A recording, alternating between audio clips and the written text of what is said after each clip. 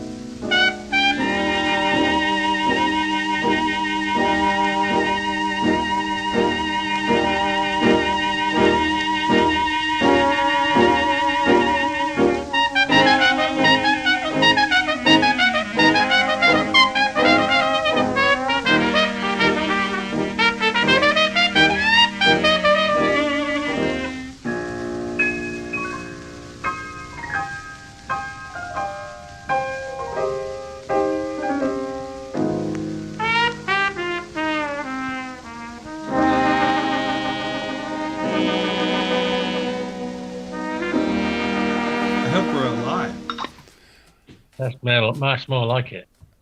West End Blues there from June 1928 in Chicago.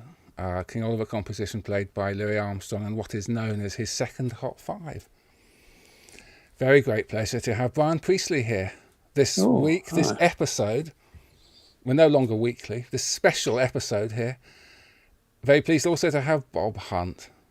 Brian and Bob, thank you so much for being here. Mm-hmm. Frank, lovely to have you as well. Oh, he's... okay.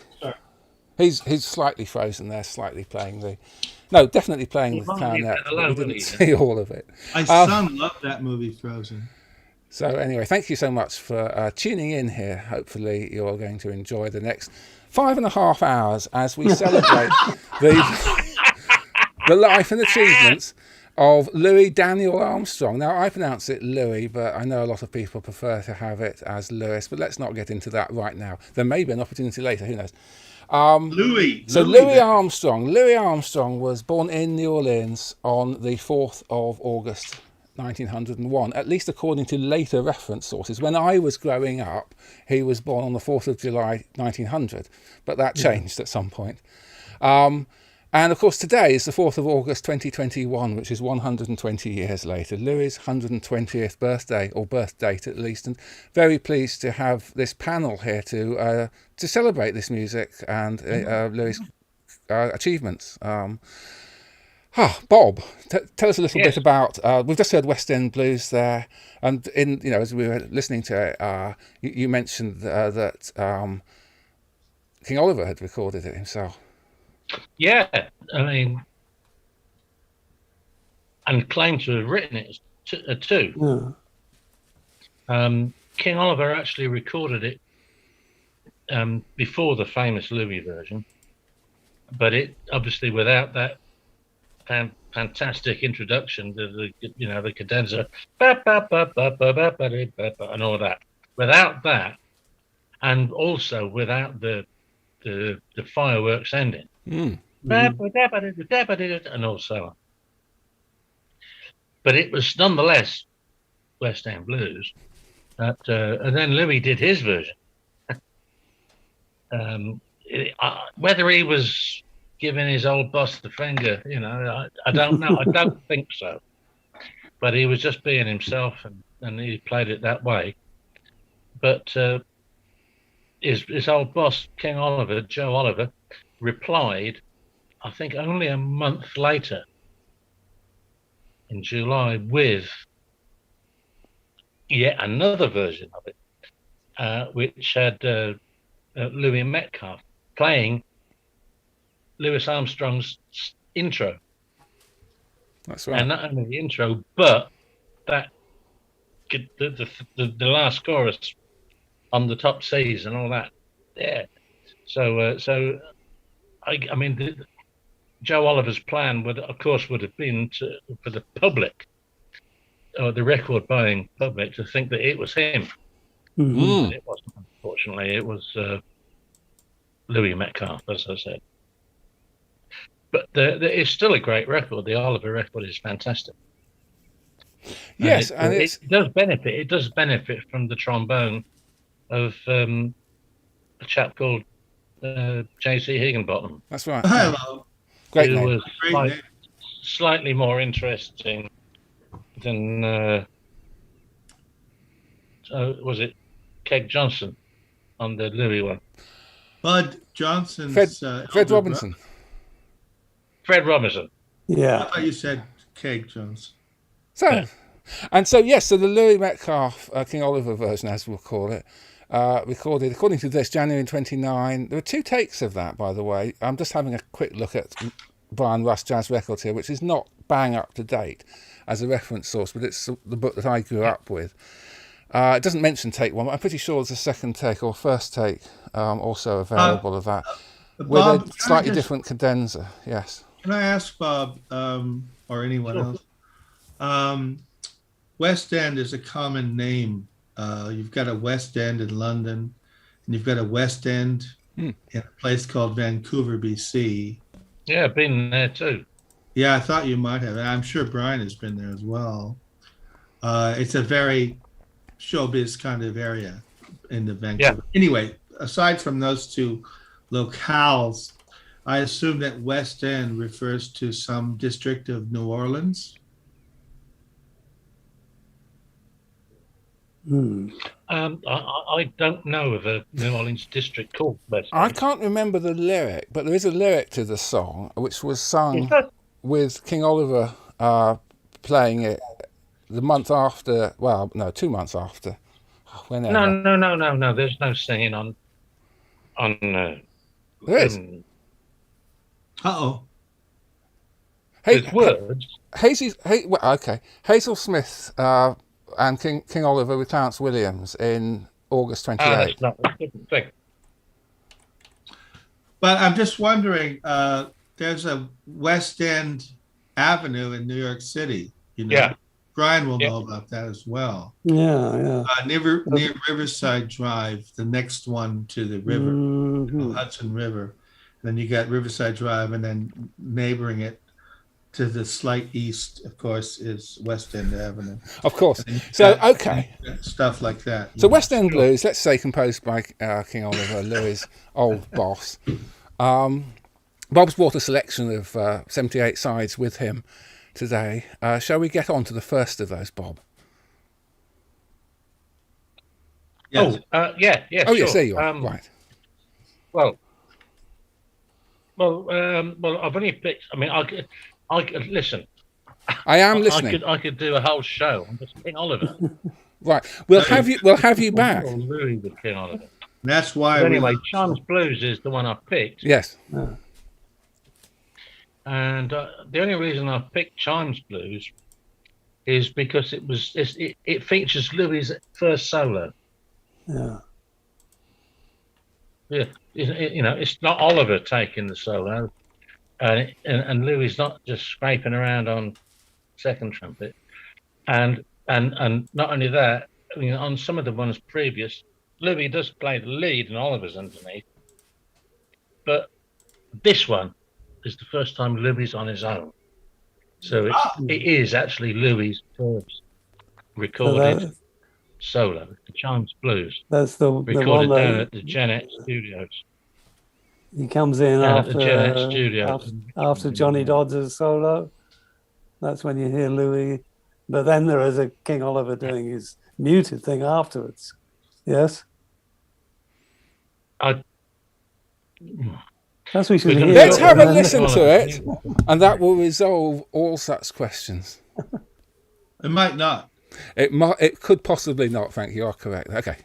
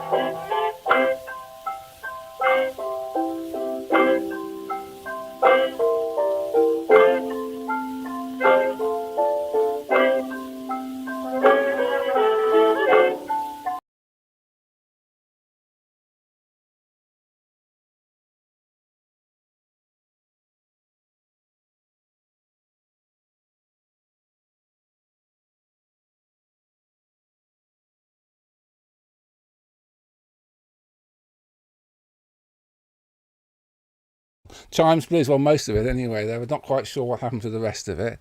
Anyway, we were listening to it and so enjoying it as well. But anyway, I tell you what, if there's time, we'll try to get that back later on.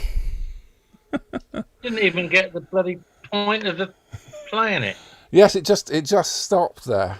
That's never happened before, has it, Anthony? Only once or twice, Frank. Well, that's not bad for like a year's and change worth of shows. That's right. Yes. Okay. So many of which were co-hosted by Brian Priestley. That's right. Yes. Interesting question as to what happened to the rest of Chimes Blues there. That's very disappointing. Was it called Chimes Blues? As in was, yes. So that was the King Oliver Orchestra on their first session, or orchestra, King Oliver Jazz Band, Creole Jazz Band, on their first session in April the 5th, 1923. In 1923. Wow, that's early. Okay. Anyway, the whole point of it, right? Yes. We'll have another go with it. Frank. We'll have another go. Yeah, Bob. I was told when I was early. It's the first bloody solo he recorded. Yeah. On OK Records, probably. I was confusing it with the fact that he also plays a brief solo in Dippermouth Blues before King Oliver takes over the mute. No, he doesn't. Yeah. No, he didn't. So that was a different track altogether. Oliver is on lead all the way through Dippermouth. But there's a Louis solo of 12 bars. Not on the first one. They did it 3 times. Yeah. Okay. On the Genet, it's Joe Oliver all the way. I think they did it for OK and Louis. Yeah, that's right. Yeah. I am going. Sorry to pull you up, Brian. It's all right. Have we got music happening in the background, or In the background. Hang on a second. How about the foreground? I'm still trying to find the rest of this thing, so we'll Piano in the foreground. will you Maybe either move on have and to just do- edit it afterwards or No, let's carry on to something else, like the Yeah, next? put on chord? something else, young Anthony. Yes, indeed. Let's hear some Satchmo music. Okay. Pops. Pops. I'll put on one of our reserve tracks.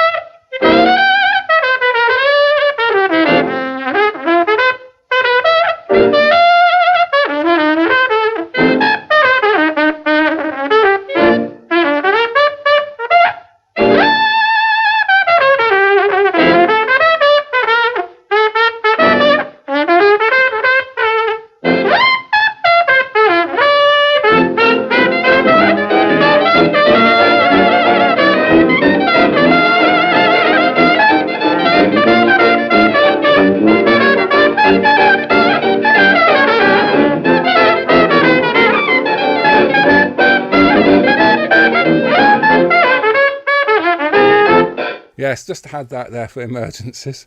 Potato Head Blues, Louis Armstrong in Chicago in 1927. Oh, and a special guest has popped in here. We're so pleased to have Ricky Riccardi here, who is Hello, Ricky. Head of Research Collections at the Louis Armstrong House Museum in Corona, Queens. How I got that Thank right, you. Ricky? That's good enough. That's good. Bob Hunt's name has disappeared off the screen. Now there are 5 of us. I wonder if I can. I know him anywhere. Can I turn my? Still No, hang on. I was wondering if I can turn my video off. Let's not worry about it at the moment. Maybe I can just move Bob's name over. It doesn't matter. I'm still there. Yes. I It doesn't can see matter. Bob. So Times Blues is still missing in I action, but I don't want to, but I can. we'll work on finding that. I love you, Bill. I'm uncomfortably right in the middle of everybody now. Oh, anyway, there we go. So, Ricky, lovely to see you. Thanks so much for popping by. It's great. It's wonderful to see you. So, we've said already, we're celebrating Louis' 120th here. We've got Brian Priestley, who's a well-known broadcaster, writer, composer, pianist, orchestrator, from England, currently in Ireland. Bob Hunt, well-known trombonist, composer, arranger, orchestrator, band leader. And Frank Griffiths is here too, so it's great.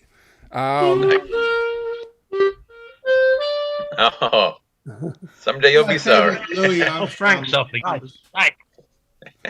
Oh, marvellous. Okay.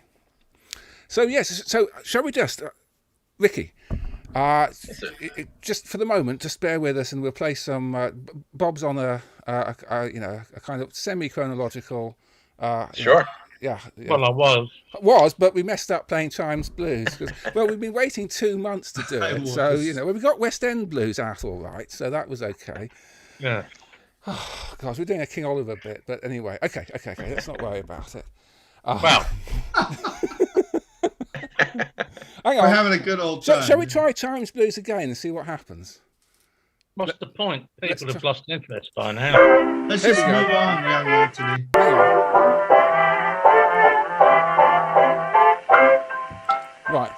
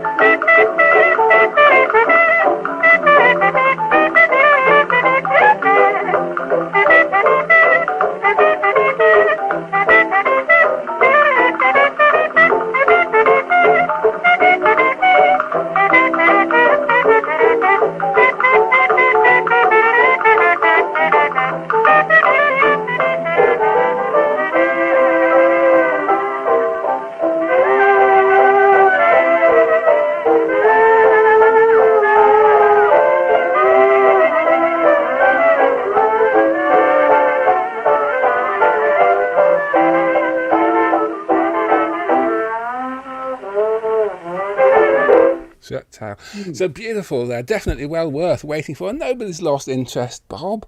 That was a marvellous thing there. Lil Harden on piano there, Louis' future wife, and the rest of the King Oliver band, jazz band. Is it the Creole Jazz Band on that record? Creole Jazz Band. King Oliver's Creole Jazz Band, yeah. On Jeanette in April 1923. April the 5th, yeah. Yes. So, Bob, yes, tell us about, and tell us anything else you'd like to say about Chimes Blues now we've heard it, and anything linking on to the next piece. Well, I mean, nothing particular to say about Chimes Blues other than it was Louis' first solo, recorded solo, but interesting to note that he, like his boss, is still using the what we nowadays call the doorknob mute, or sometimes in England we used to. Steve Lane, my old boss, used to call it a pear mute because it looks like the shape of a pear. But it was made by the Conn company, and it used to come free with all instruments, Conn trumpets and cornets, and it's a practice mute. But Oliver used to use that, and he held it in his hand. So like this, with the mute there over the bell, and that's how he did the wah wah. Not with the mute stuck inside the bell and the plunger. He never used a plunger. And I know this for a fact because when Lil Armstrong was asked this question about Joe Oliver and about the mute, and the plunger, and she said, "No, he never used no plunger. He just used his big black hand." There you go. So, what was interesting about that Chinese blues thing is that Armstrong is using that little mute half open to the belt, so he's still well under Oliver's influence. Right, that's got that out of the way. Next. So next, well, you were suggesting we should go on perhaps and hear something by the Fletcher Henderson band, because Louis ended up in New York. Right. Well, yes, yeah, but that was all Liz doing. Lil Harding, she his wife by now.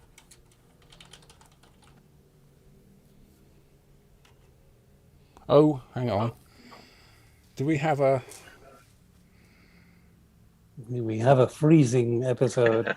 Well, these are the Zooms. Oh, hang on. So he left Oliver's band and went to New York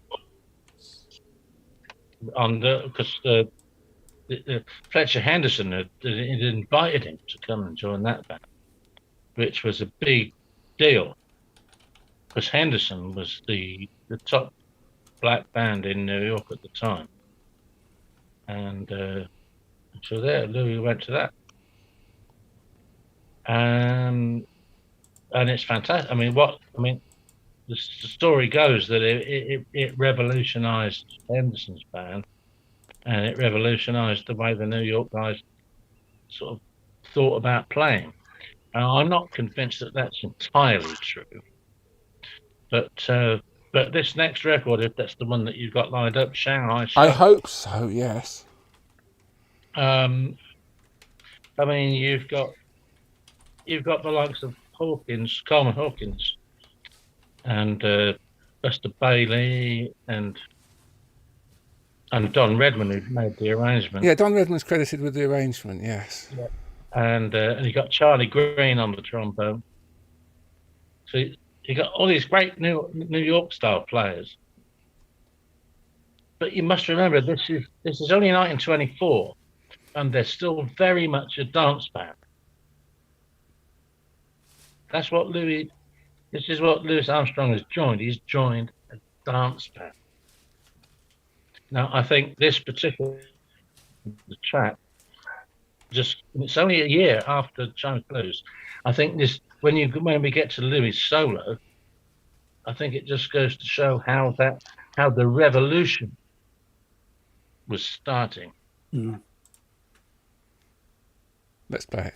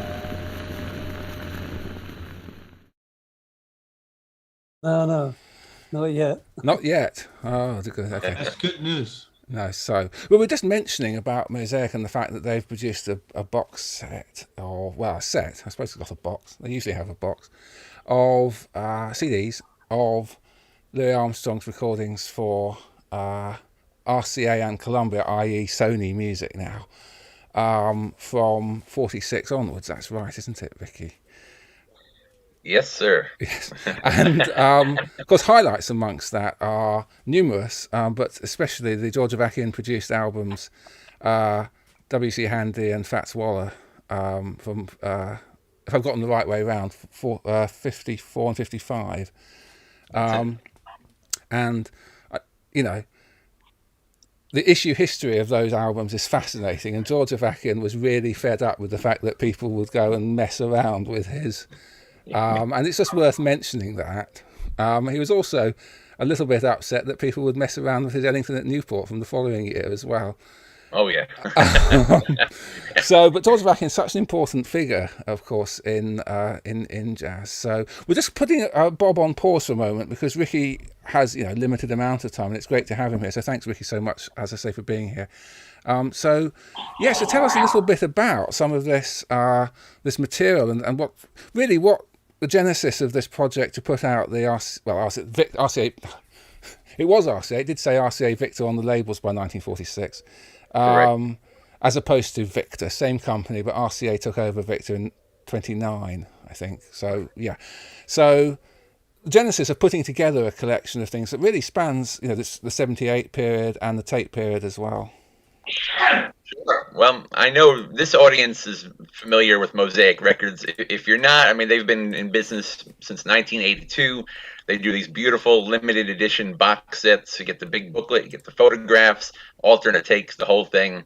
And this is actually the fourth Armstrong set they did. And the third one, I also helped them co-produce. And that was live recordings of Armstrong's All-Stars between 47, the famous Town Hall concert, 47 through 58.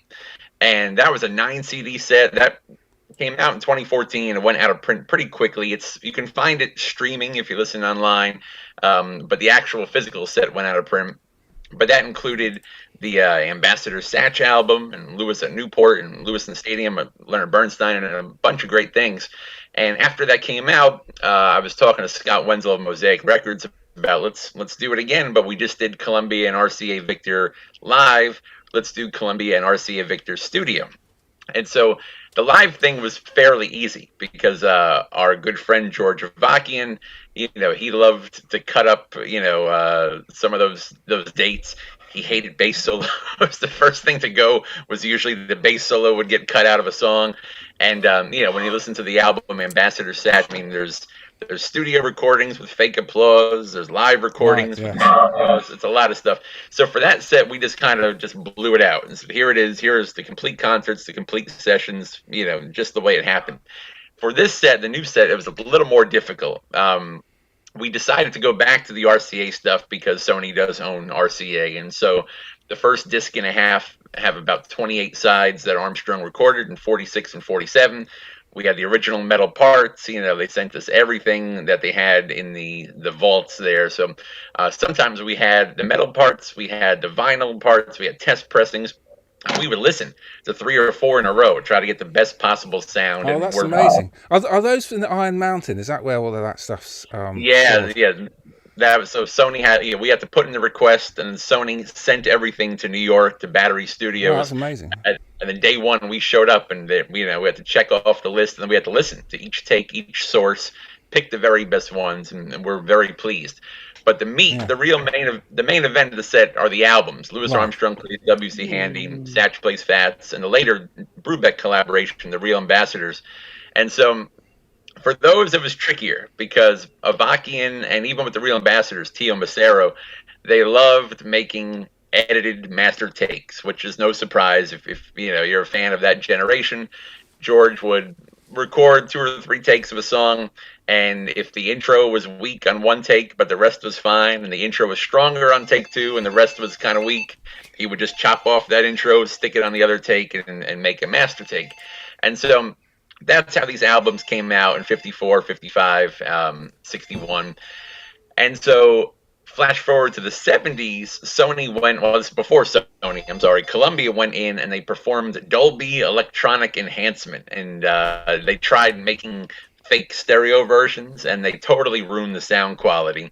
And by that point, they couldn't do anything with George's original tapes. There were chunks missing. There were certain parts that he had cut out of the session reels, put on the master reels, and they were gone. And so what we wanted to do was we wanted to give George his respect, because there was 4 co-producers on the set: myself, Scott Wenzel, David Ostwald, and Rich Narigian. We were all good friends with George Avakian. We did not want to make anything disrespectful towards George Avakian. So Sure. you get you get his final versions, the ones that he approved, the ones that he edited, the ones that he put all the Scotch tape on. But we also wanted to get in the studio and see how it went down. And so we put in as many complete alternate takes as we could that were interesting. You know, we didn't want to just put an alternate take on just for the sake of it, but also rehearsals, discussions, interviews, whatever we could find. And on some of those alternate takes, there were literally 30, 40-second chunks missing. And we had to find those chunks either on the finished album or on CDs and cut those out and put those back in the takes. It was a lot of work. Scott Wenzel's been with Mosaic for 30 years. He said this was the hardest set he's ever done, but it's out. It came out in April. It's selling beautifully. The critical response has been great. And it's a limited edition, 3,500 copies. So it's going to go. I think they've already sold about 1,600 in the first few months. And for those who know, we were just talking right before I came on that Mosaic Records almost went out of business about 2 or 3 years ago. Michael Kaskuna sent an email and basically said the writing's on the wall, Right, yes. you know, SOS. And they received so many orders from that kind of cry for help that they were able to stay in business. And now, you know, they are planning. They have like a 2 or 3 year plan. They're taking it one step at a time, but they want to keep doing this stuff. So the only way for them to keep doing it is to keep supporting it. So, you know, definitely check out mosaicrecords.com and help them keep doing what they've been doing for almost 40 years. Fantastic. Well, it's worth pointing out, isn't it, that it's not just a matter of selecting what you want to put out on an issue and doing it. Especially, well, no, for all of this material, I mean, it's all deeply analog. It's all, you know, you have to actually get the source materials, and there's a tremendous amount of work to put out any of these things, to do it properly, you know. And so exactly, I'm fascinated about the metal parts and everything. I'll probably talk about that for a while, because honestly, I mean, these mid-40s Victor recordings, the way they made the recordings was that they recorded them, I believe, onto glass-based lacquer discs. And then at the session, they would re-record them onto 78 matrices. But the issued records are not even from those 78 matrices. They're actually second-generation dubbings. This obviously is a big problem for the Duke Ellington material from that period, because a lot of that sounds rubbish on the 78. It's you know, it doesn't sound as good as the earlier things, which is a direct cut, you know. Right. And Victor was experimenting with vinyl. You mentioned in the mid-40s, red vinyl they had, and so on. You know, there are, all kinds of fascinating things going on at Victor, and it's all part and parcel with the idea of introducing eventually a microgroove record of some sort. It's right around the corner, yeah. Yes. So I don't know. Anyway, yes. So as I say, it takes, you know, a good amount of expense and everything to actually put together a set, you know. So people like Mosaic who put themselves on the line to do that need to have, you know, obviously support and respect, you know. Yeah, because honestly, I don't know if anybody from Sony's watching, but Sony was sitting on this material for years. Well, Sony's busy. Yeah. I mean, Sony has other things to do, you know. I mean, nothing jazz related, that's for sure. And so they, well, at least I guess, I mean, I don't know the internal politics and so on, but at least they preserved this material and have it actually under, you know, guard, as it were. I'm fascinated by the idea that they were actually prepared to release material to you, because I've heard that they were actually quite unhappy to let material out of that vault, and they so if you wanted to access it, if you needed to access it, you had to travel there and actually, you know. Yeah, well, we had to use their transfer engineers, and, you know, so they let it out of the vault, but they gave it to their team at Battery Sound, Right. who they trust and who scans all the barcodes and who knows how Sony wants it.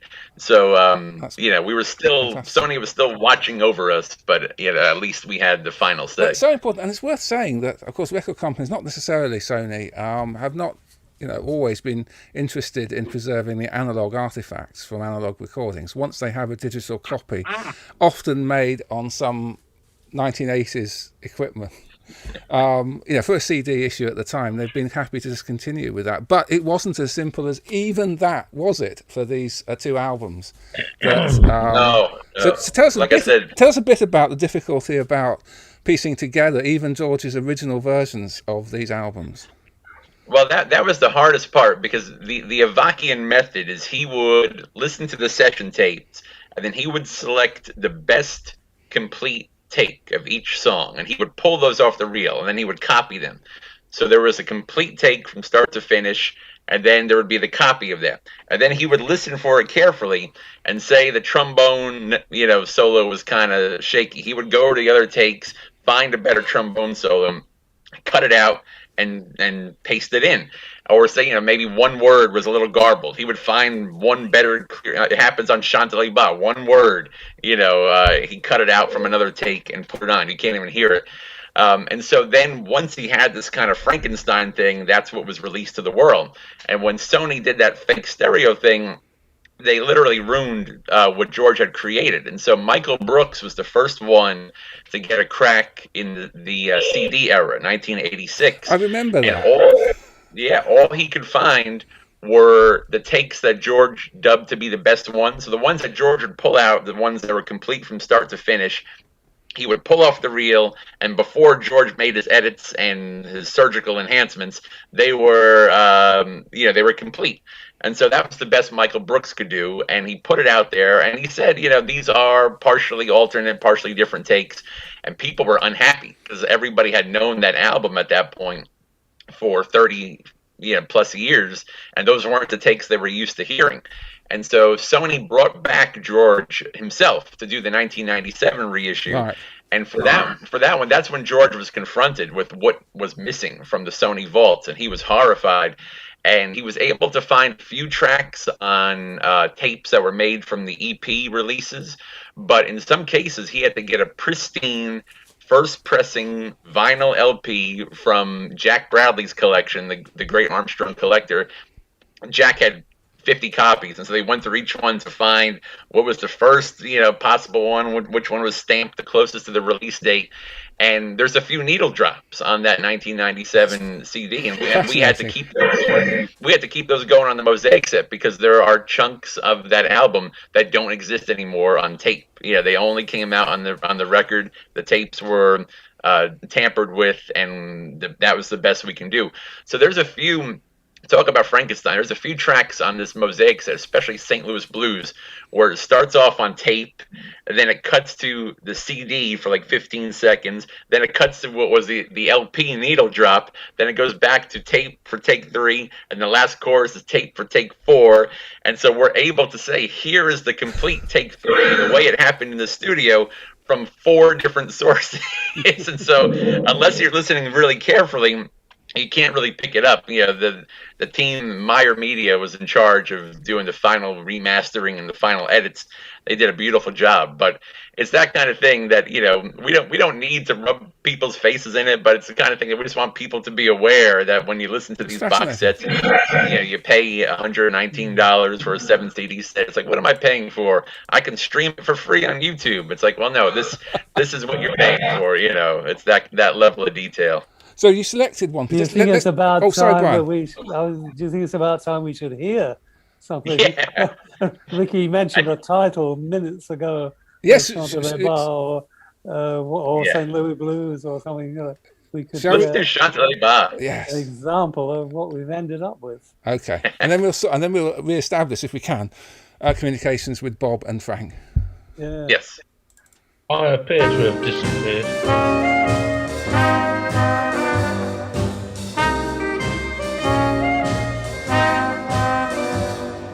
Down in Louisiana, the land of Creole Sioux, Patois Mardi Gras and romantic blues. Once I heard a lover when work was over strum a Creole tune to his pretty lovey-dovey underneath the Dixie moon. I heard her say, Chantilly bar, that means Creole, sing 'em low. Yeah, Chantilly bar, she like her blues played sweetly and slow. Yeah, Chantilly bar, I can't forget that lovely serenade. And if you listen to me just a while, I'll try to sing for you just what he said. Oh, in the morning, baby, just for a day. In the morning, just for a day. In the morning, just for a day. In New Orleans, hey, hey, hey. Papa, baby,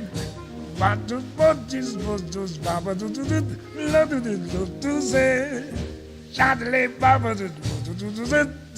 yeah, Chantilly,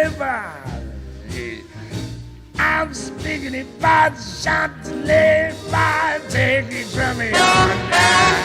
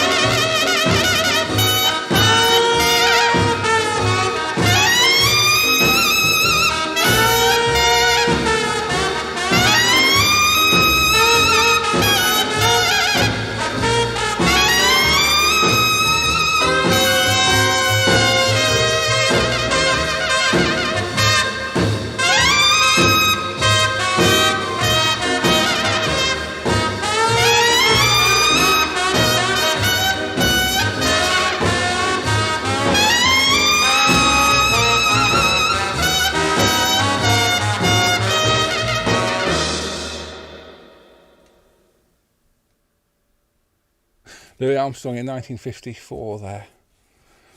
And you were just explaining that is the master take. Is that one edited? Or is that just a straight... Very lightly, only one reading of the title, Chantilly Ba. Lewis kind of garbled it. Oh, you mentioned, yes, sorry, yeah. And so he used from take one, there was a clean reading, and you can barely hear it. Otherwise, it's a complete take. Fascinating, isn't it? Because, I just mentioned, I mean, George was not afraid to use the technology which was new at the time, and editing was one of those things. In fact, we mentioned earlier the King Oliver recording of West End Blues. That's the Oliver version with Louis Metcalfe, and I believe there were 2 takes of that. Yep. And the cadenza. Not edited. Sorry. Not edited. Right. Yes, not edited. No. So yes, it would be possible to take the cadenza from one take and put it onto the body of the other one, if you wished to do that. And that was the sort of thing that George was quite adept at doing, though, not just interested in doing in the 1950s. There, but it has left, or the collection of events has left a bit of a hole in the legacy, which hopefully this is, the efforts that have been put together now, the efforts that have been undertaken that have put together this mosaic set have rectified. So tell us what's on the from this material from the sessions. What's on the mosaic set? So the mosaic set, we tried giving something for everyone. So we have, like I said, we have the complete finished edited masters that George put out to the world, but then we have complete takes of every single selection on the album, sometimes more.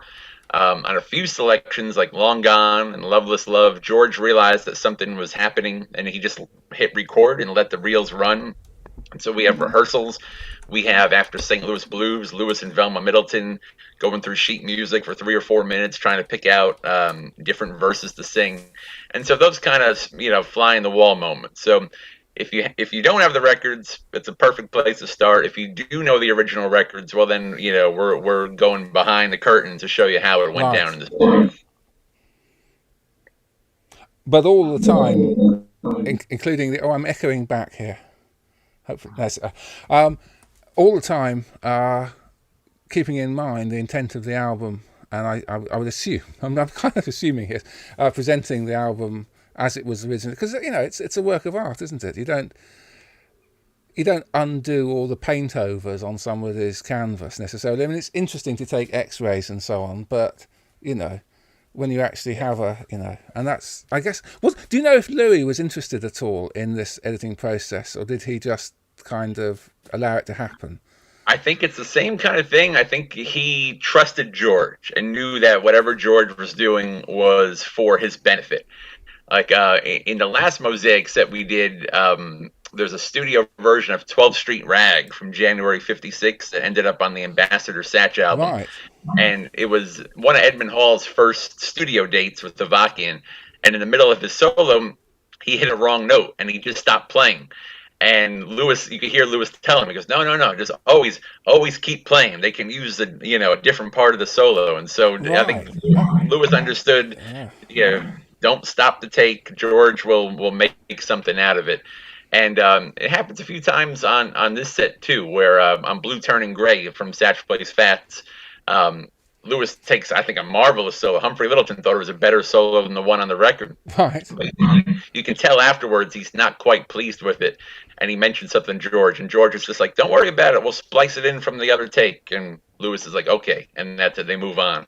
So he was well aware, and he didn't require any final approval or anything. He knew George would do the best he could. And the background, of course, is that George Avakian started at Columbia in the 40s, and one of the things that he was in charge, one of the things that he created really was a market for reissues of some of the classic records, genuinely classic records from the 1920s and into the 30s on 78 albums. And you mentioned 12th Street Rag there, and one of the things that happened is the rejected performance, right. Not just a take, but completely rejected performance of 12th Street Rag from 27, was right.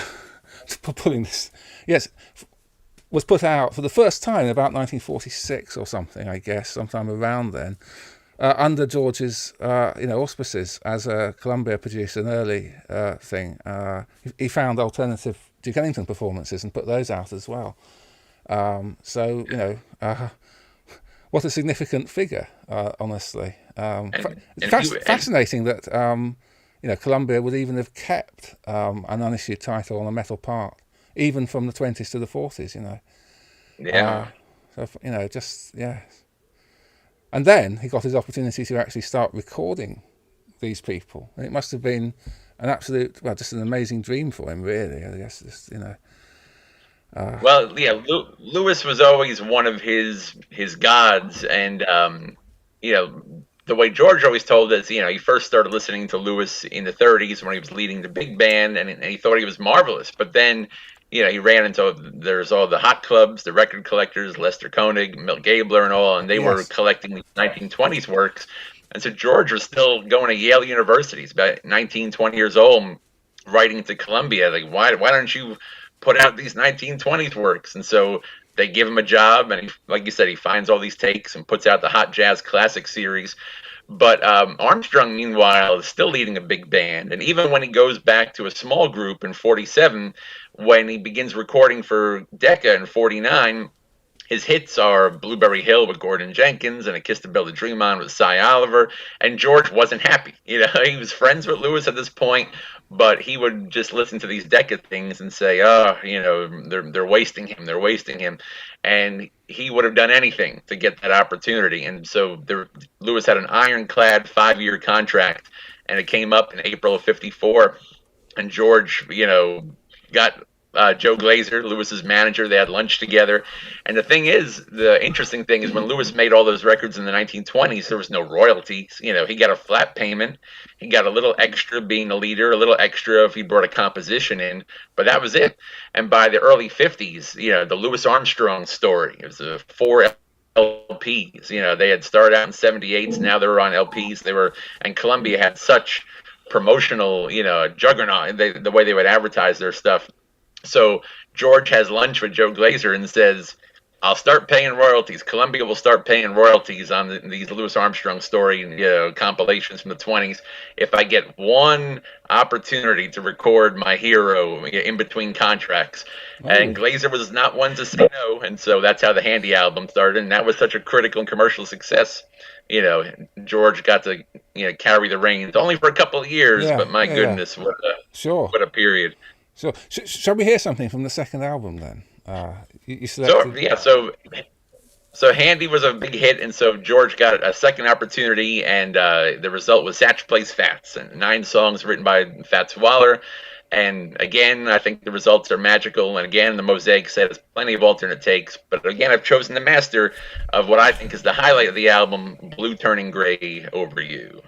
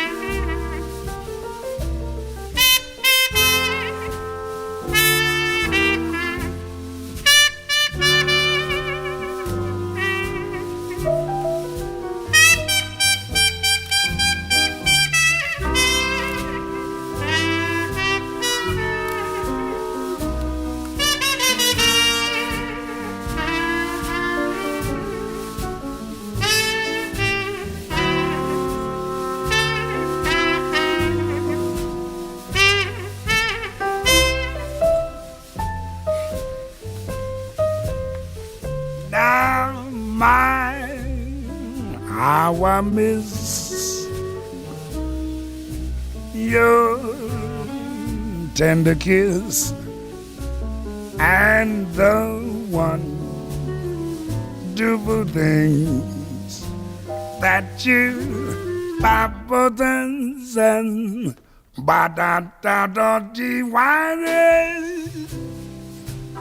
I've run my hands through silver strands, 'cause I'm blue, turning gray. Over, that you used to be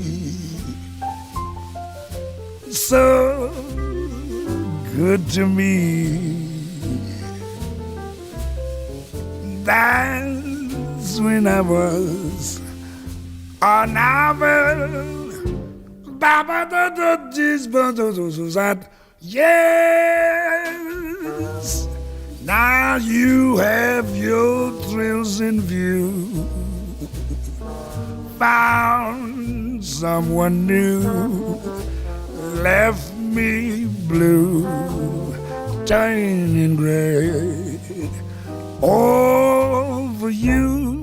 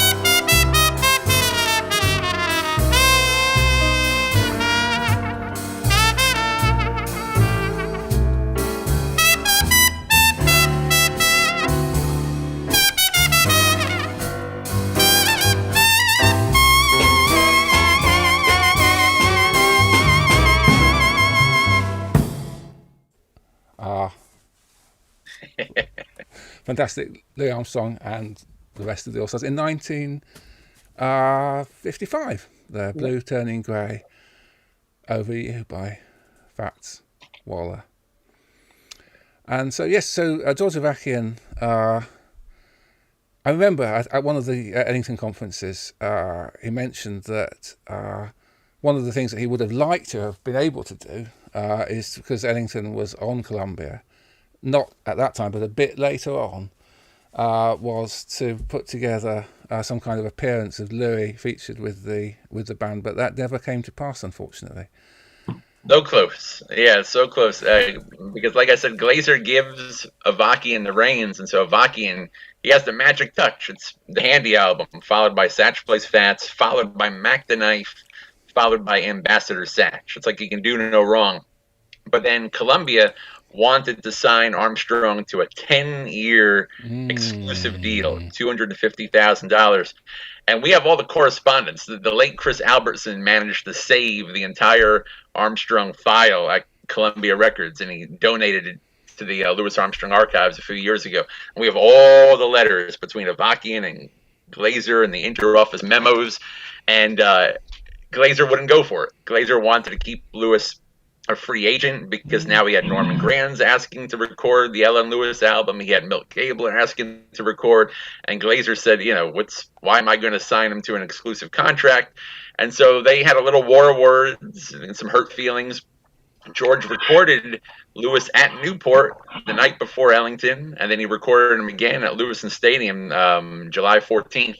But then never again. And so, according to George, it was somewhere in that summer of '56, probably after Ellington and Newport blew up, that George tried one more time. And by that point, the ship had sailed, and George never got the opportunity again. And I love the 1961 collaboration, but could you imagine Louis being featured with the 56 Ellington band. I mean, and George's big idea was Stompy Jones. He thought, that was going to be the climax of the record. So a shame, but God bless what we do have from that period. You just have to make do then with the Ellington version where Cat Anderson plays towards the end. Exactly. Exactly. Well, it's interesting, isn't it? Because of the influence of Louis, obviously, from certainly, mid to late 20s on, Ellington often had a Louis Armstrong role in the band. Money Johnson, Cootie Williams earlier, it's quite an interesting thing, isn't it? And those guys like Freddie Jenkins and Rex Right. Stewart, Freddie when he came Jenkins. along. They were all huge Louis fans, weren't they? That's right. Yes, thank you. Freddie Jenkins was the number one. Yeah. Them two. So Bob. One of the pieces that you considered for selection today also happens to be something that Ricky mentioned. Was his? I think. Did you say it was your favourite or one of your favourite Louis pieces? This is number one. If you ask me to name my top 10, I can't do it. It changes every hour. But my number one is the 1931 version of Stardust. Well, shall we play that, and then perhaps Bob can talk a bit about that as well. He'll talk enough. Okay. So let me find it now, and here we go then. Yes.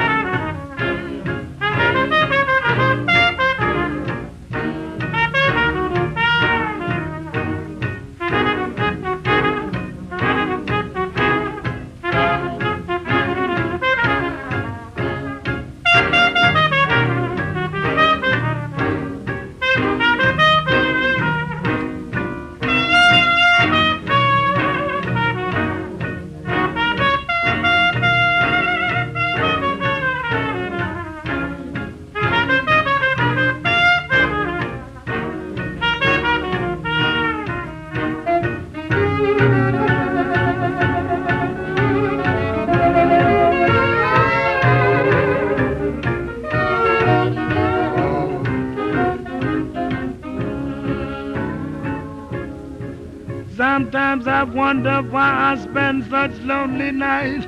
Oh, baby, lonely nights. Dreaming of a song, melody, memory. And I'm once again with you when our love was new. Oh, babe, each kiss an inspiration. Now that, baby, you know, long ago. Oh, beside a garden wall, when stars are bright and you are in my arms, baby, oh, the nightingale tells its fairy tale of paradise where roses grow, though I dream in vain. Oh, in my heart it will remain, baby, my stardust melody, oh, memory, oh, memory, oh, memory.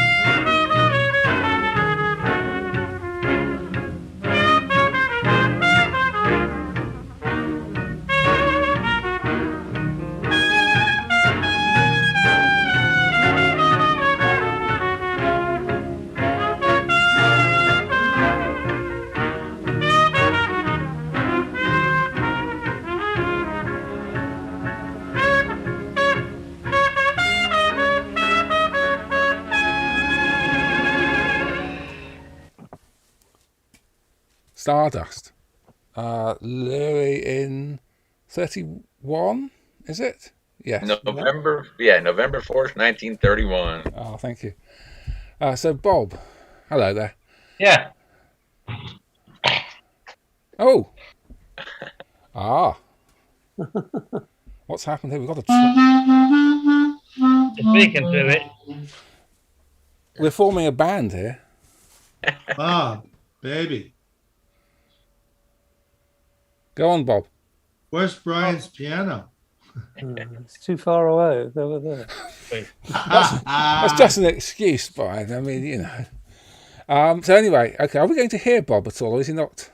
He's just got his trombone there. It's brandishing it. So, of course, obviously, you know, this program's called Uptown Lockdown, and we started at the beginning of all of this, nightmare. Let Bob play, and I'll join in.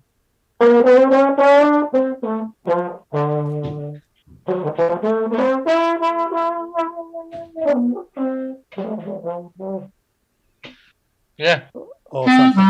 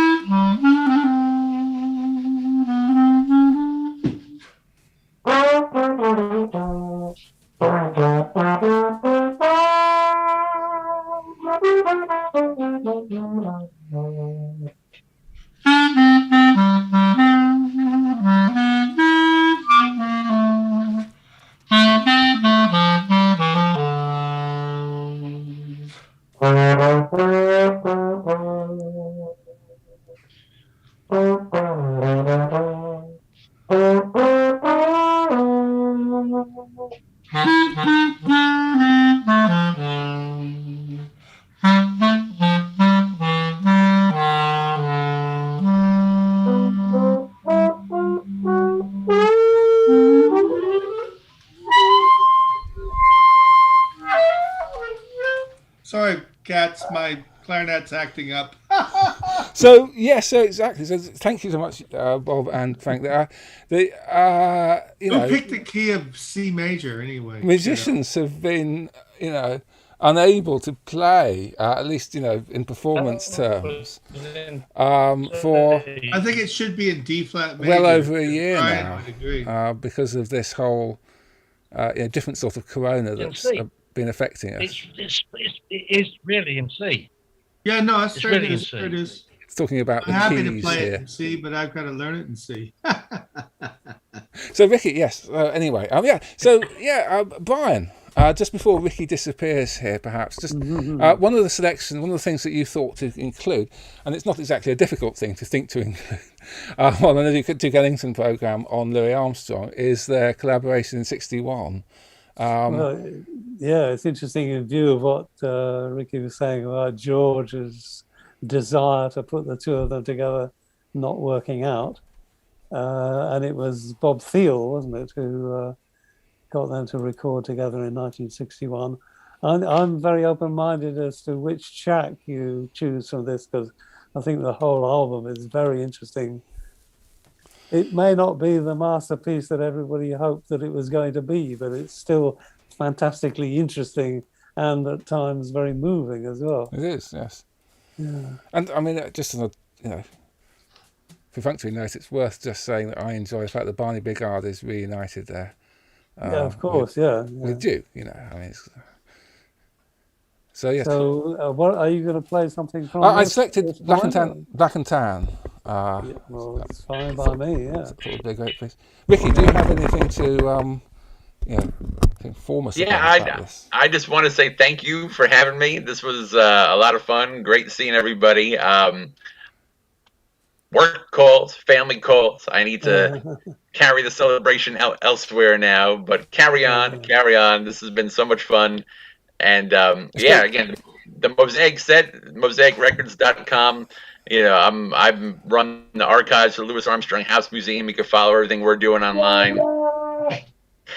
So yeah, carry on. That's Happy right, birthday, Bob. and on that homepage, Nice there's a to quote see from you, Duke pal. Ellington, isn't there, that you have there?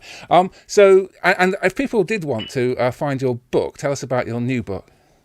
Heart Full of Rhythm, the Heart big Full of band years of Rhythm. Louis Armstrong. Yeah, that came out last fall and doing very well. Jazz Times, the critics named it the best book of 2020. So now I'm starting to turn my attention on to the first part of the trilogy. I'm working backwards. Right, My first, Like Star Wars. The first, exactly. so the fairly new book. Well, yeah, yes, okay. This year's been a very funny year. So I'm pleased. I hope that things turning a corner. Do you feel over there? Is that? Yeah, I mean, A the bit. museum, the Armstrong House opened up to the public 2 weeks ago, so we're getting back to normal. We'll see how long it lasts. That's how I think everyone's feeling. Yes. So Hey, anyway, Rick. Yeah. Ricky, Ricky. did you say Star Wars, Rick?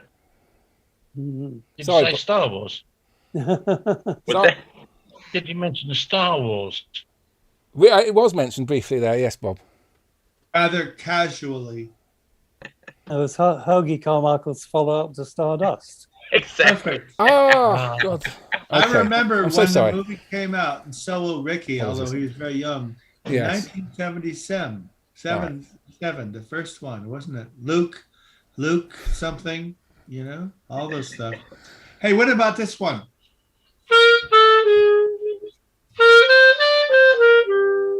Dizzy Bone.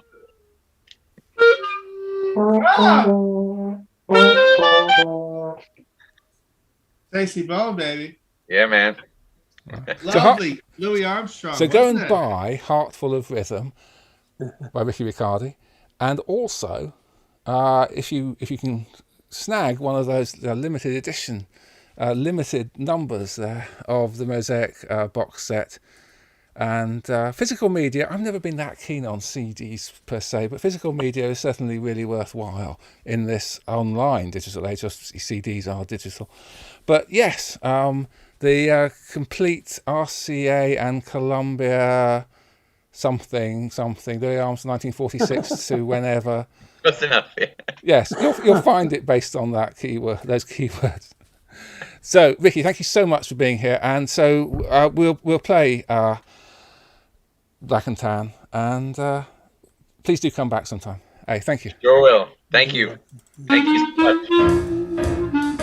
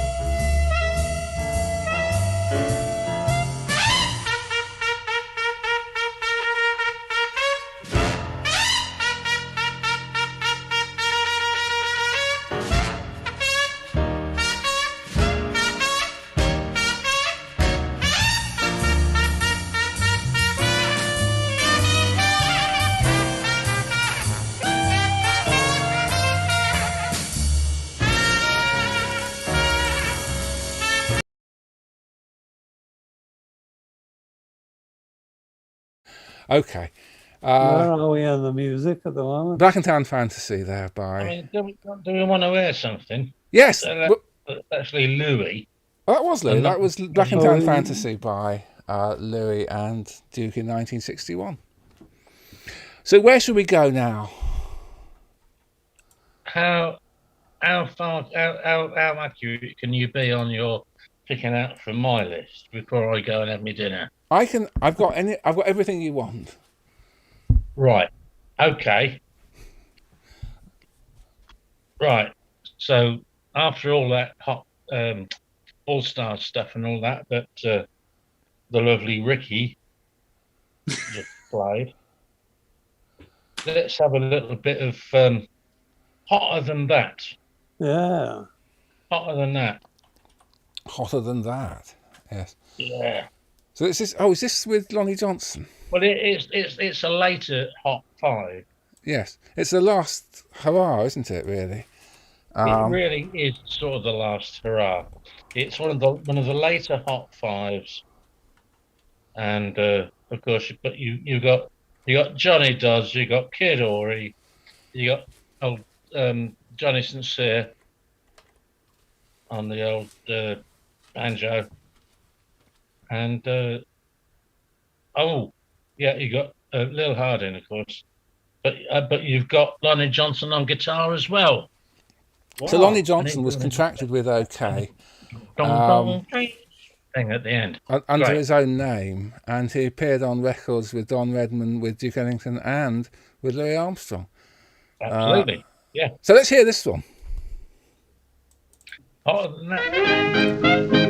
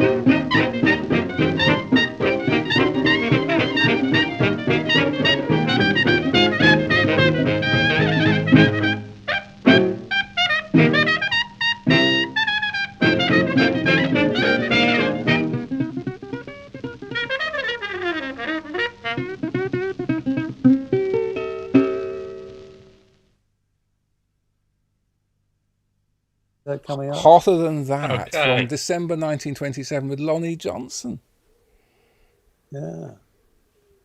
Hotter than what? Lonnie I'm not Johnson. sure, but So what about the development of Louis' playing from 25 to 27? Well, that is absolutely something else, isn't it? He was always the star soloist, even going back to Fletcher Henderson time. Yeah. But I mean, he's becoming a virtuoso now. But time's running out, and well, of course, he goes and joins the what is it called? The Carol Dickerson Band. Uh-huh. Fantastic. I mean, a great band, and but he's having to read parts. He's having to sort of actually play proper lead trumpet, and which I mean, and this is a fantastic thing, because all these people who say or think that Louis was just a off the wall, out of his head, natural jazzer, it's all bollocks.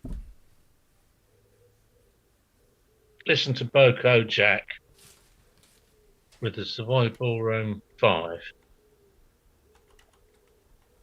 and you listen to him playing. He's the only trumpet in it, and he's playing lead trumpet like a good one. Boko Jack. will do. So anyone who tells you doesn't read or anything like that is talking out of their arse. Hello.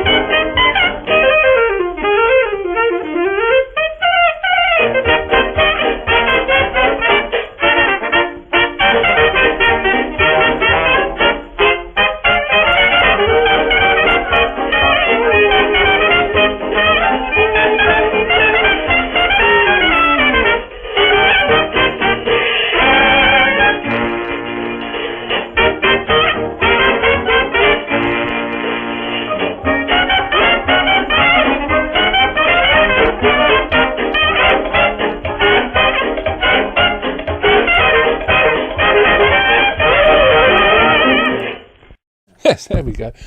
Boku Jack. Fantastic.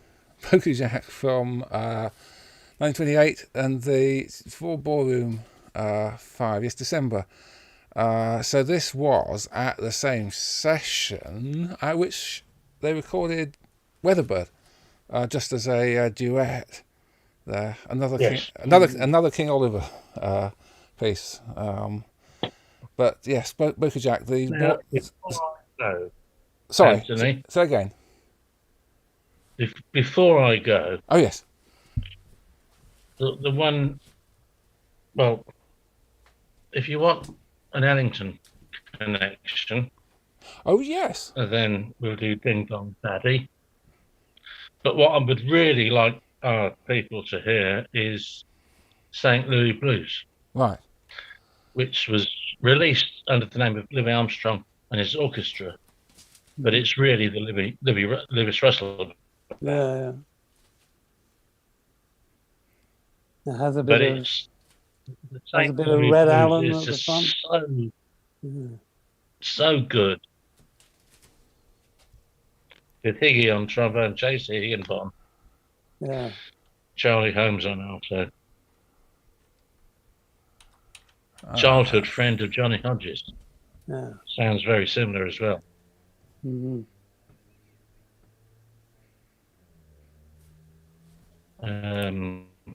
Albert Nicholas on clarinet, Yeah. Paul Barberin Oh on yes. drums, and Bob Sposter on bass. Yes. Red Yes. Allen on second drum. Quite a good band. And of course Lewis Russell It's quite a good band, yeah. was St. Louis connected Blues. with Louis' big band career later on, isn't it? In the 30s. Yeah. But here we go. In 1929, St. Louis Blues. Yeah.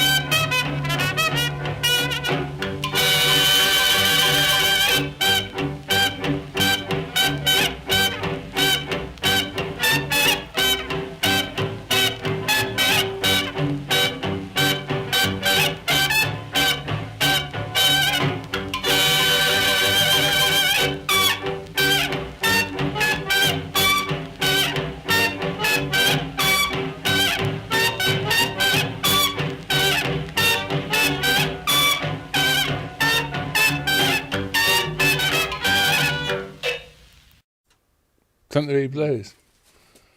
Played by Yeah. Louis Armstrong. Just a coincidence. Thanks for disappearing. Oh, there you are, Frank. That was the quickest tempo version of St. Louis Blues that I've ever heard in my life. It was. Is it St. Right. Louis? Is it St. Louis Blues, by the way? Is it which St. Louis was the place named after? The town of St. Louis, I should think. Because that's not called St. Louis, is it? But it's always called St. Louis Blues. St. Louis is in Missouri. Yeah. Yeah. So And Saint.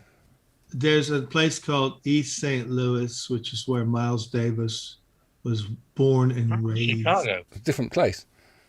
East St. Louis is South Chicago. Yeah, but I'm just making a distinction between Yeah, sure. the two locales. As you say, he was essentially a Chicago boy, but Yeah. St. Louis is similar to Kansas City, which has a lot of Kansas jazz. City Kitty. Well, Kansas City is in two states, isn't it? Kansas City, Missouri, and Kansas City, Kansas. So whatever. That's a Midwest kind of Now, thing. Anthony, Yes, Bob. just before I go, could we do Ding Dong Daddy then? Let's do that. And at least we'll have a little bit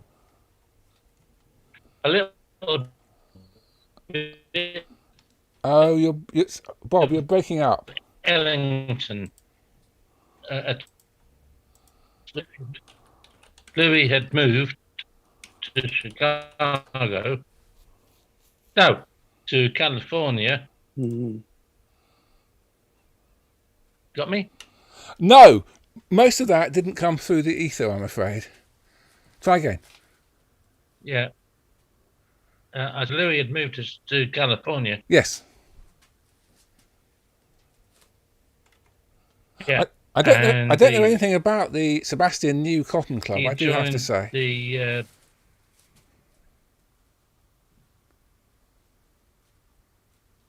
The band was actually made up of guys from. No, hang on. It was Paul Howard's Quality Serenaders. Right, yes, okay. Yeah, and that was the band at the Sebastian's Cotton Club. But Louis was the front man. Right. And the band was, but it was officially Sebastian's Cotton Club Orchestra. The Sebastian, who knows? I don't know. Frank Sebastian. But anyway, this number that they recorded is I'm a ding dong daddy from Doomas. They did record that, yes. Yeah, Duke did as well. Yeah. But this Louis record has got Lawrence Brown on it, Right. and it's also got a 16-year-old Lionel Hampton on the drums. And he was born in that. and he does some great drum stuff on this. Yes. He's only a kid. He's 16. That's fantastic. But the thing is, Lawrence Brown gets two little solo bits on it. He opens so it up. Louis liked Lawrence. I think Louis liked Lawrence Brown.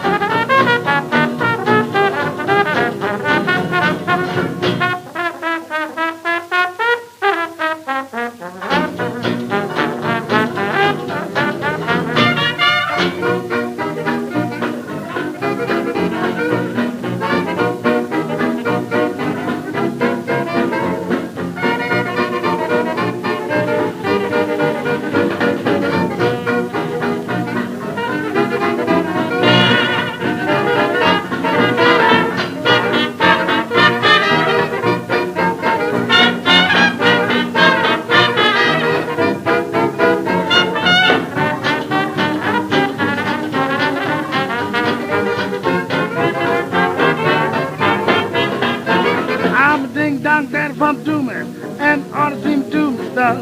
I'm being cut fella from honor, oh, you ought to see me stuff. Oh, Jesus, I was and I done forgot the words. No, ding-dong daddy from Doomer, ought to see me do me stuff. Ding-dong, down, ding-dong daddy from Doomer. Oh, baby, don't see my tongue. But we did it, but I got him to man and ought to be too.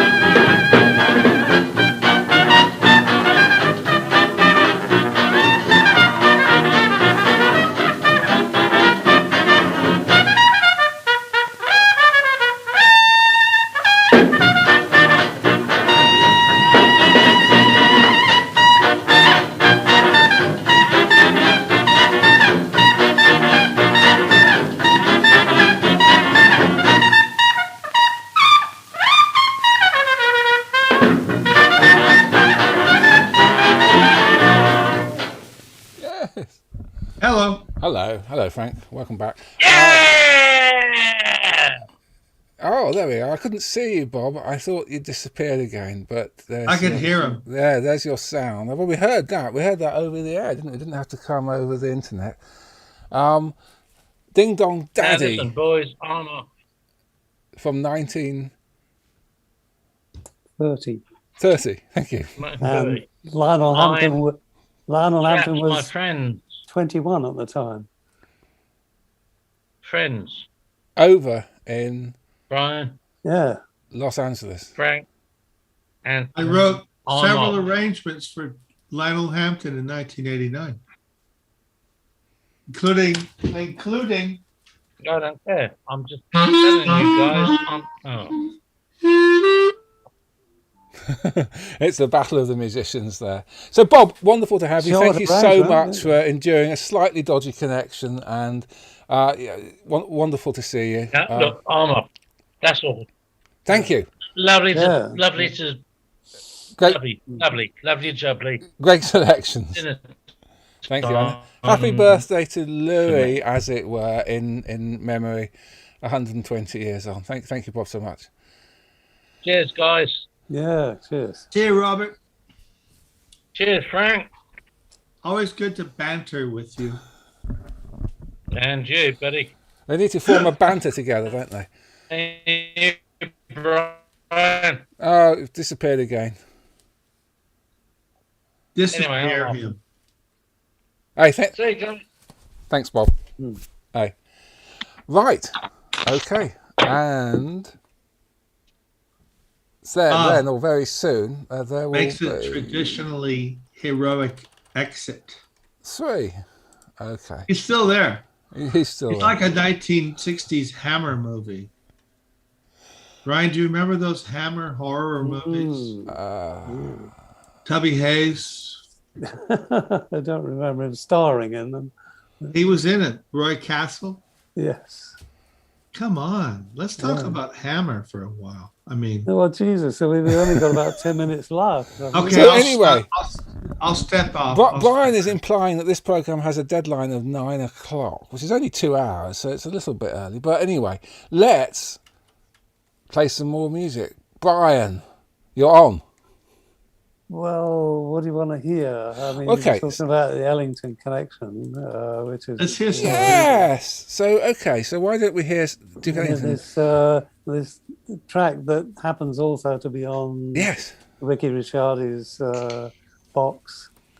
was officially the Esquire All-Star Band. That's right. Following the annual poll. And it even has Duke Ellington's voice introducing the track, I suppose. It does. Because Leonard Feather, the producer of the session, who was working for Esquire, had also worked for Ellington. He managed to get him to say a few words in praise of Louis Armstrong, etc. And this is, apart from that album that we already heard from 1961, this is the only time that the two of them recorded together. A long, long journey. Friends, 2 this years is Duke apart Ellington. in age. I'm glad to be here with Leonard Feather and this wonderful all-star band. And I'd like to sit in on this one myself while Louis Armstrong takes the vocal. Okay, Leonard.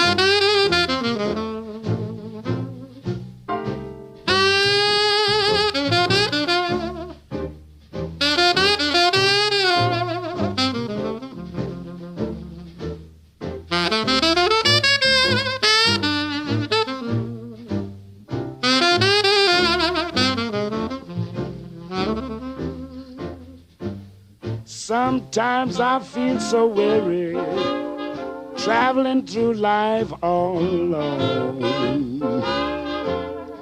Sometimes I feel so weary, traveling through life all alone. It's a long, long journey, and I can't make it on my own. There's 7 million people living right here in this town. There's 7 million people living right here in this town. I don't need but one person, so baby, won't you please stay around?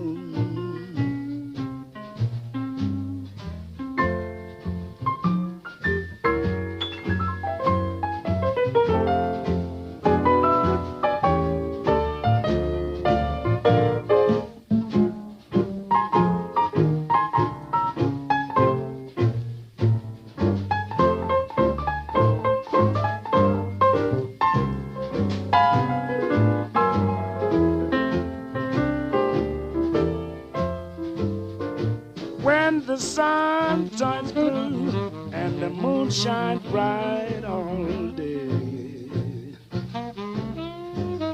When the sun turns blue and the moon shines bright all day.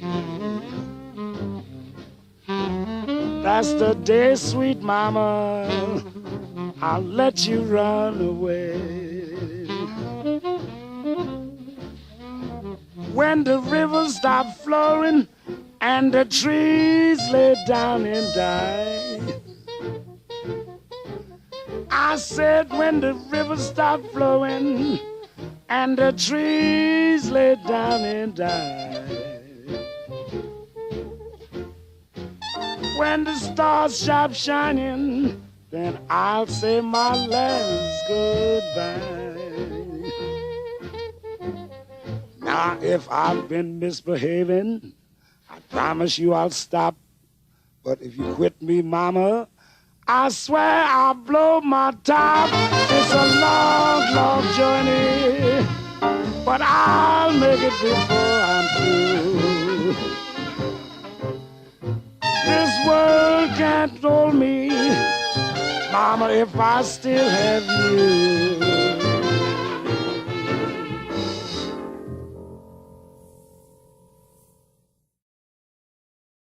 Right, there we go. That was Louis and Duke on one of these all-star sessions from 1946, and that's probably, along with the other recordings that were made at the time, on the new set that Ricky mentioned earlier.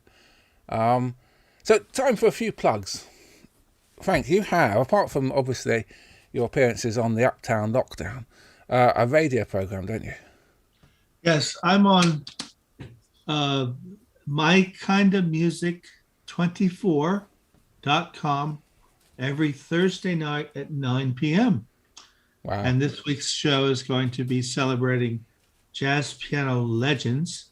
And I'm also, for those of you based in the entire world as well as Liverpool, which some Liverpudlians view as the entire world, I have a monthly radio show on what's called Liverpool Community Radio. So just Google that and you hear my interviews with local Liverpudlian jazz people and great tracks, great people such as Brian Priestley. Oh, am I on there? Yeah. He's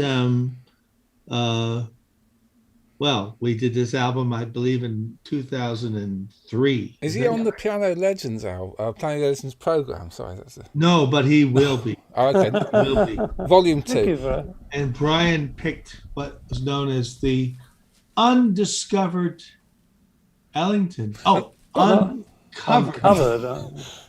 Well, this is the thing. People talk about the lost television programs and so on, but they talk about them in the context of having found them. So they're no longer they're found programs. So this is not the undiscovered Ellington. This is the uncovered Ellington.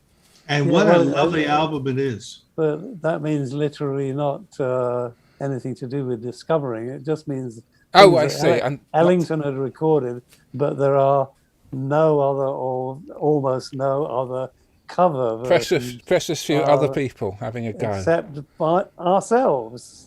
And ourselves includes the wonderful Bruce Adams. Yeah. Who only sounded like he moved to UK, the England from Glasgow about a week ago.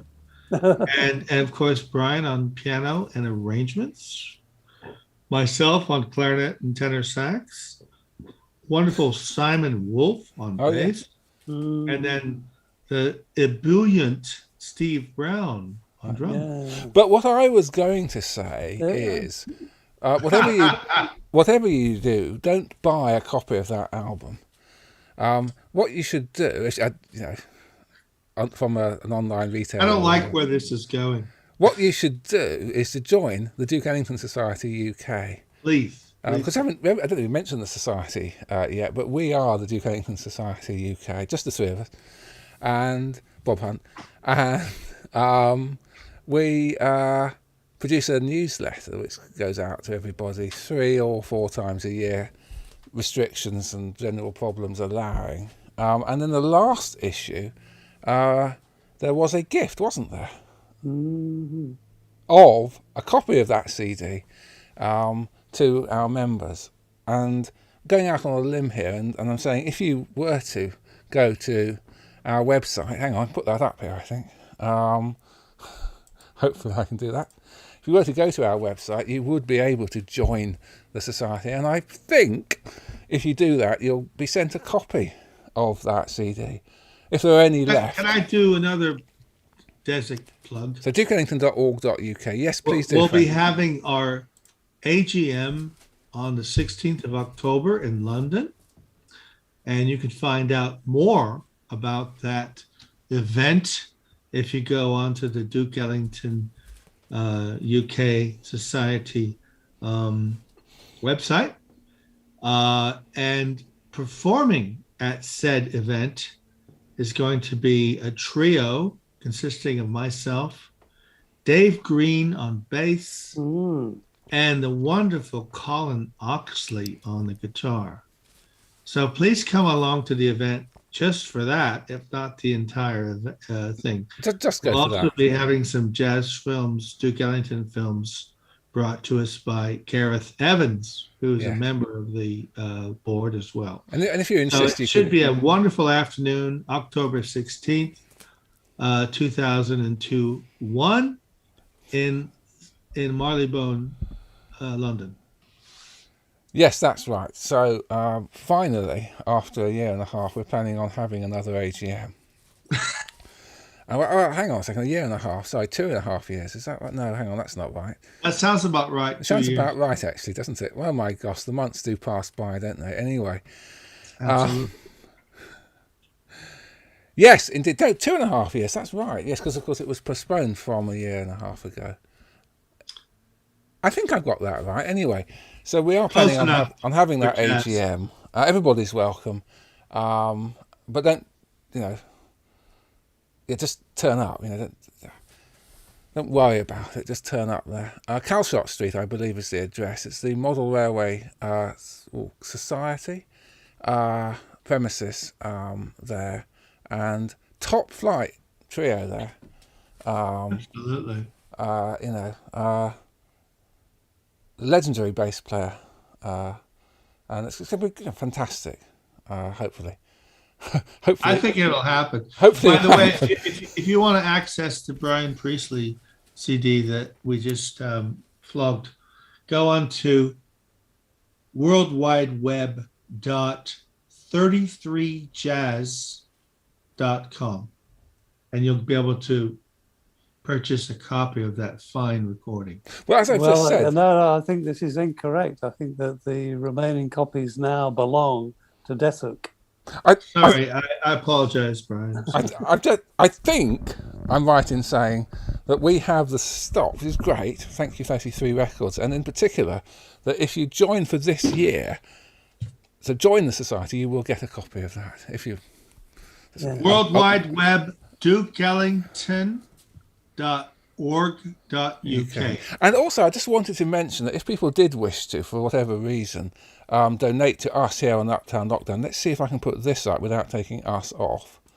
Go to paypal.me, and me in this question, in this particular situation, is Uptown Lockdown. So go to paypal.me, Uptown Lockdown, and tell us through your financial contributions how much you enjoy us. So thank you so much. Just mention that there, and move on very quickly from such, pecuniary matters. But yes, the AGM should be definitely worth attending this year in October. Gosh, okay, spent so much time on that, but it's good to get these plugs out of the way. Get a flog, baby. And hopefully, up to March last year, Brian had a radio program in Kerry. Hopefully that will be happening in the future as well, apart from obviously appearances here on this now very infrequent program. But we'll do another special at some point, won't we, Frank? Absolutely. I'm hoping to reinvigorate the program in the autumn of this year. Yes, and with any luck, that will coincide with the new lockdown, of course. But anyway. Yes, enjoy your summer whilst you yet may. Okay. Brian, thank you so much for being on here. And what are we going to play next? Yeah, can I just introduce Baker Street Blues? Yes, please. There's no Ellington connection directly with this, but this is Louis Armstrong and his All Stars. I suppose it has to be my favourite in one sense. It was probably the first Louis Armstrong record that I owned, and it was almost the first that I heard of. I'd probably heard some of those things that were mentioned earlier, like Blueberry Hill from the early 50s, on the radio at the time. But I was taken, it must have been 1954, to see the Glenn Miller Story, which was the first of those film biogs. And there's a guest appearance for Louis Armstrong in that, where they play Basin Street Blues. And not only Jimmy Stewart sits in on trombone as Glenn Miller, but you also get Cozy Cole and Gene Krupa playing 2 drum sets. And that version was never issued. I didn't realize the difference at the time, but they put out a 2-sided 78 RPM record, Basin Street Blues Part 1, Basin Street Blues Part 2, which is all the same performance, but there's a tempo change exactly halfway through. So that made the obvious point where you had to flip over your 78. And I remember, playing this to friends, and they were saying, "Oh, great, play side 1 again." And then, "Oh, well, we must play side 2 again." And the thing is, this was kind of lodged in my memory bank. But then you mentioned my radio program, as was 2 years ago now. This track would have been, 65 years old in 2019. And so I played the track on my radio show. I thought, wow, not only do I know this record note for note, all the solos, by heart, but it is actually a brilliant example of Louis Armstrong in 1954. First of all, playing and singing at slow tempo and doing that, absolutely typically. And then when they go to the double tempo, he leads the ensemble so brilliantly, especially the last bit after the drum solo. He's playing across the beat, and as a youngster, it always used to throw me. I thought, hang on, he's lost the beat. But of course, he was doing it deliberately, playing across the other people. And I think it's a great track still, and it's a great track to go out on at the end of your program. Oh, so thanks everybody. Yes, thanks everybody for sticking with us if you have done, for listening if you have done. And the Uptown Lockdown will be back, won't it? But we're not quite sure when. But Frank, I was talking to. But with any luck, perhaps with a little bit of financial support, we could do this more often, Frank. Yeah. Well, we're heading in that direction. Yes, so please do, as I say, maybe consider donating to us via PayPal. And Brian, delightful. Thank you so much for joining us from across the sea. Thank you. It's fantastic to be able to see you, and thanks for bearing with us all this time. So yes, Basin Street, please. Thank you.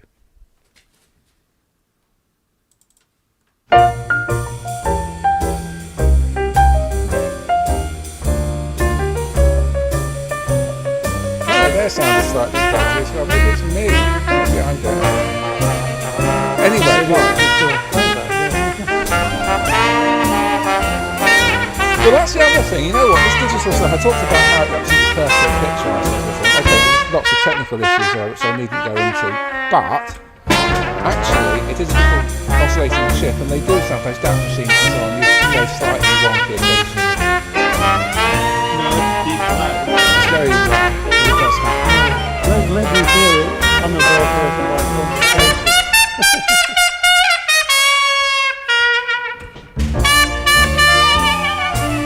So we didn't get the solitude. No. It's left out there on its own in its own, solitude. Well, you've got the couple of verses as well. Yeah, several of Well, them. we skipped over. Yeah. I don't think Bob is that keen on sharing the stage. I was kind of hoping, okay, so just to say, I was kind of hoping that Ricky dropping in, which wasn't exactly Now Basin Street but when we've got more than one person is a street that where the folks there can be, they are this is my hope, kind of ebb and in New flow, Orleans where somebody can be featured for a while and then dances sort for of drop back and somebody else so can take over and there can be a kind of temple conversation. Yes. Improvisation. But it's really difficult, honestly. it's a treat I have to be honest with you. Having Ricky Basin Street join in the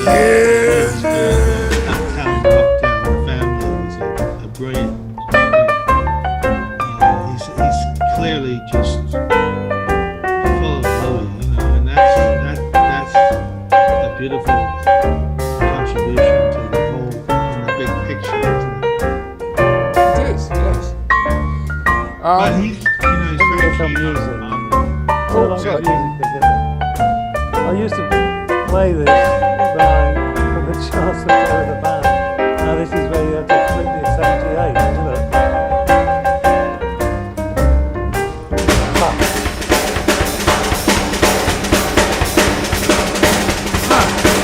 Is that Barrett Dick?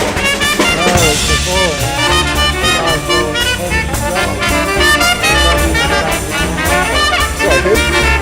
Henry Brown. He was the mate of George Lee.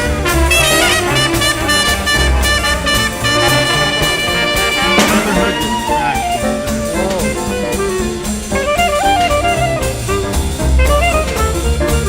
Arnie, he was an Oklahoma.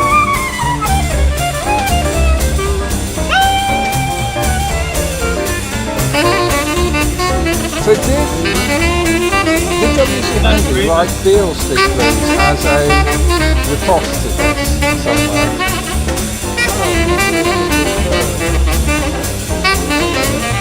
Was it the other way round? Right. Oh, that's fascinating. Right. I'd have to check. But I think No, that makes sense now you say it like that. Yes. Now you put it in that. Yeah. Yeah.